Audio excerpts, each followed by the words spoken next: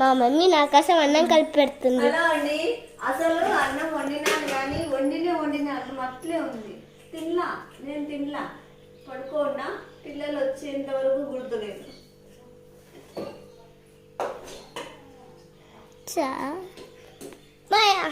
ఇప్పుడు ముగ్గురం తిందమ్మా. యమ్మీ యమ్మీ curry, my favourite curry మమ్మా. మా రాగి పిండి అయిపోయిందా? రాగి పిండి నీకు ఏమీలే.